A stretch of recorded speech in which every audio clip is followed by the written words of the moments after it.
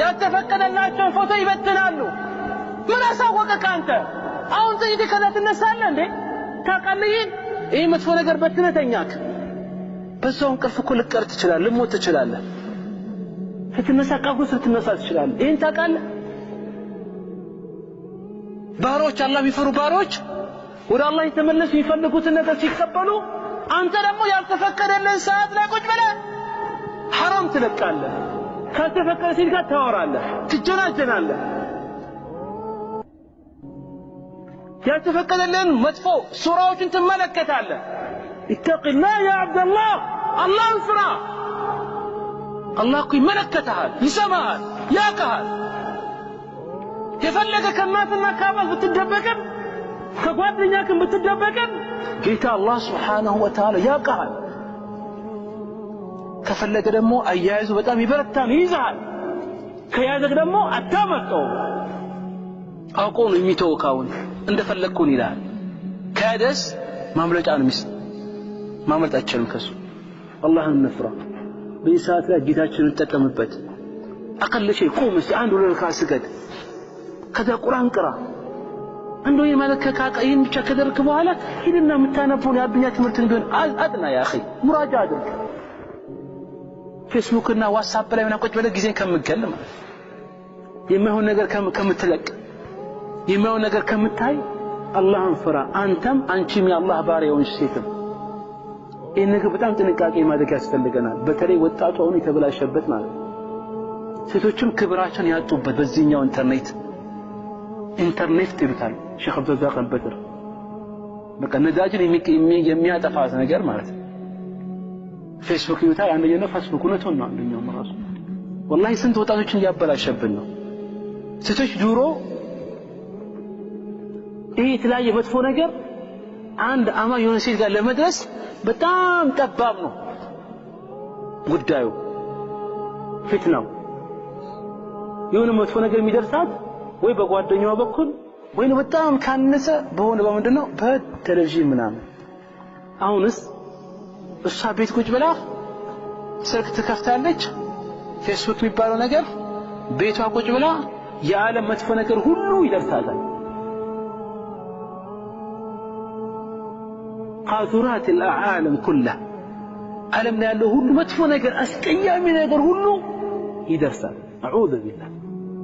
بالله አላህን እንፍራ እህቶቻችንም አላህን እንፍራ በላቸው ያ اخي ወጣትነት ተጠቀምበት በወጣትነትን ጊዜን ተጠቀምበት ገና አላህ ተዓላ ፊት ማየት ትፈልጋለህ ጀነት መግባት ትፈልጋለህ ከሚዛን መዳን ትፈልጋለህ ፊትለፊትህ እኮ ገና ጀሃነም አለ ሲራጥ አለ ገና يوم القيامة 50,000 ዓመት ሙሉ ሚዛን ላይ ትቆማለህ ፀሐይ አንተ ጋር ትቀርባለች ገና ይቀብር ጭንቅ አለ ፊትለፊትህ ይሄን እያወቅህ ነው አንተ ምትፈልገው ምን ሰራ ይሄ ነገር እያወቅህ ነው ሴቶች የምታበላሻቸው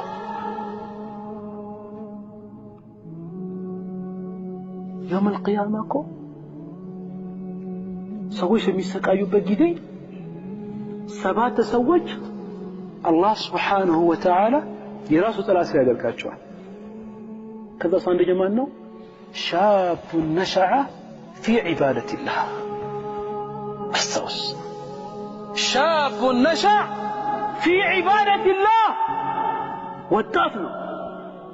ጊዜውን በአላህ ተዓላ ያሳለፈ አላህን በመገዛት ሰላትን በመስገድ አላህን በመፍራት ጊዜን ያሳለፈ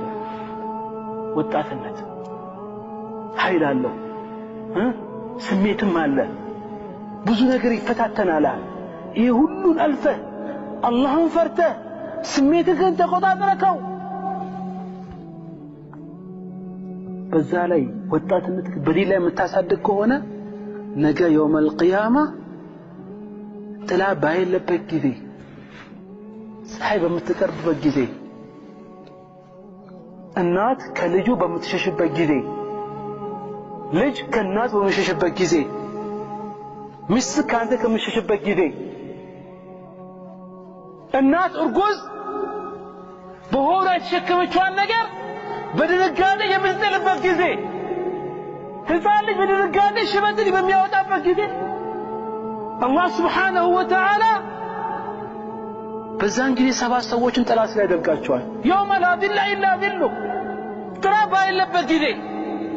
ከዛስ ማን ነው? ሻቡን ነሻ ፊ ጣዓቲላህ ወጣት ሆኖ ጊዜውን በአላህ ተዓላ ያሳለፈ ነው። አሁን ነው ጊዜው። እንደፈለኩ ይፈነዳለሁ በኋላ አላህን ወደ አላህ መለሳለሁ ማለት አታስብ። መቼ እንደሞት እንደሚመጣብህ አታውቅምና። ሌላኛው ማን ነው? ወረጁሉን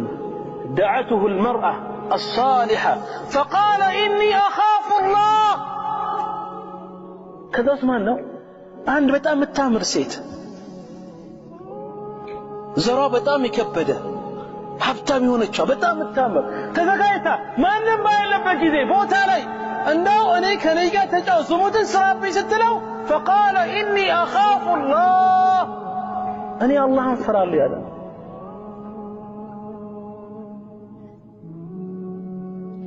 ሴትም እንደዛው አንድ መጥፎ ሰው ማንንም በሌለበት ካንቺ ጋር ዝሙት ሊሰምትል ከሆነ እሷን በጊዜዋ ኢኒ አኻፉላህ አለች። እነዚህ ናቸው የአላህ ተዓላ ጥላ ስር የውመል ቂያማ የሚሆኑት። ይሄ ደግሞ በማን ላይ ዙሪያ ነው? በወጣቶች ዙሪያ የሚያጠነጥን ነው። ጊዜ ተቀመጠች አላህ ወደ ሰማይ ይወርዳል ስንል እናምናለን። በዛን ሰዓት ላይ ቆመን አላህን እንለምን በተለያየ ነገር በመጥፎ ነገር ጊዜያችንን ከምናሳለፍ ማለት ነው። طيب هذا بالله التوفيق ان شاء الله الى ትምህርት ዝላይ እናቆምና ነገ ደግሞ ان شاء الله የቀረውን 6 ቤቶችን ነገ በአላህ ፍቃድ እንጨርሳለን።